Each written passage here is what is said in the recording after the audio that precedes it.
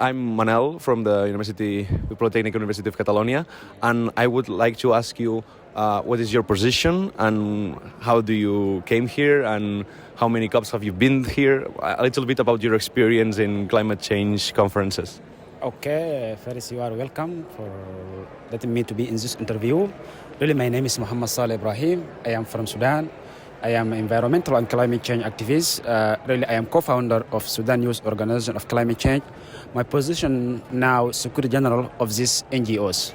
We mainly focus about climate change in my country. My experience for COP, this is my second time because I am a junior negotiation for Sudan delegation team. We hope so to see what can be going on in our COP26. So you have been working with the NGOs in Sudan, but you also work with the negotiators. Yeah. So you also work with government officials. Yeah. In Sudan we have some parties because we have like NGOs. We should be provided in the party of delegation of Sudan teams. Our mainly focusing about some perspective about this negotiation because we like a youth. We should have a voice about their commitment of climate crisis because we are living in Sudan. In the climate crisis is usually most impactful about the other sides. For this point, we in part of this delegation's team, yeah. Yeah, of course. Okay, and I would like to ask you about a specific topic in this climate negotiation, which is climate finance. Yeah. It has been a topic which has been very talked about during these 2 weeks, and I would like to ask you from your perspective, from the perspective of your experience in Sudan, do you know about funds that from the OECD that have come to Sudan for climate change mitigation or adaptation? This 100 billion that were promised that haven't been there, but are near, maybe.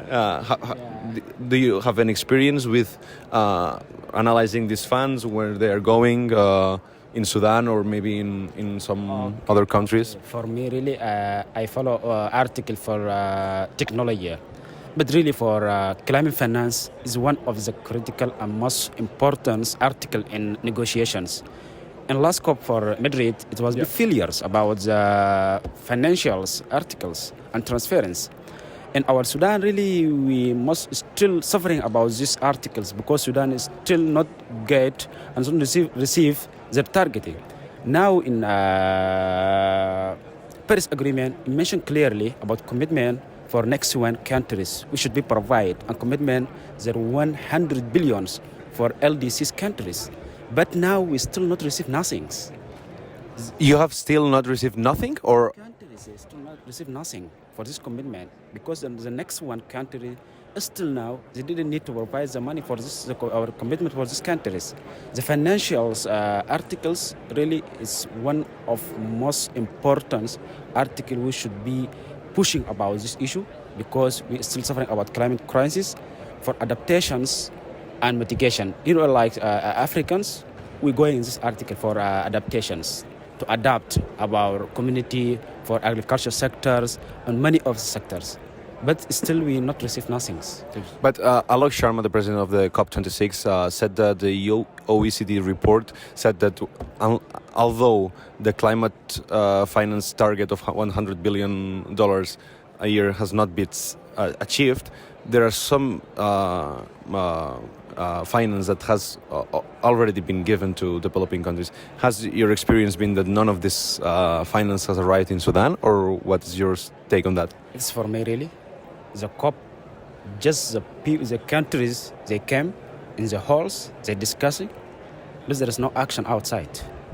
But my question is it your experience that Sudan has not received any finance? I'm saying that the developed countries have achieved the target. They haven't, but they have started, right? But has Sudan received any of these funds? Are you familiar with that? We received for some like a JEF of a green fund, but it's not be enough. It's not big enough, but what I want to ask is the little bit that has been is it going in the right direction?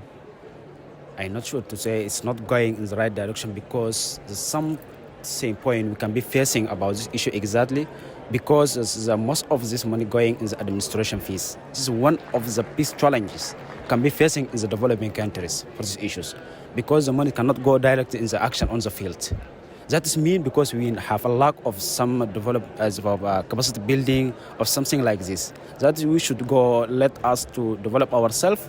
For that we have ability to receive this money and go direct to actions. Okay, thank you so much, Mohammed.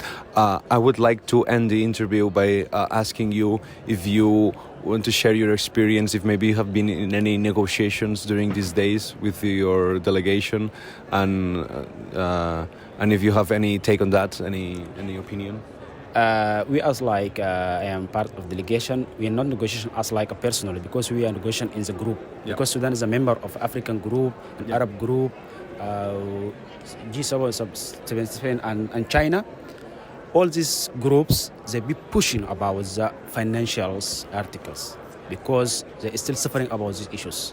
Yeah, we hope to receive, and the development countries should be commitment about their targeting to provide our 100 billion for LDCs countries. This is our hope. Okay. Yeah. Would you like to add anything else so we can share it with our students at UPC? I want to say something that really work for climate crisis, not in the hall. We should be an outside. Because we have local communities that be suffering about the climate crisis. The climate cannot be solved here inside. Climate crisis should be solved outside. We need really action. We not need talk. We not need to delegate about something. We need really action we see in our community to develop them. This is my message to all leaders for here in Kulaskoya. Perfect. So thank you so much.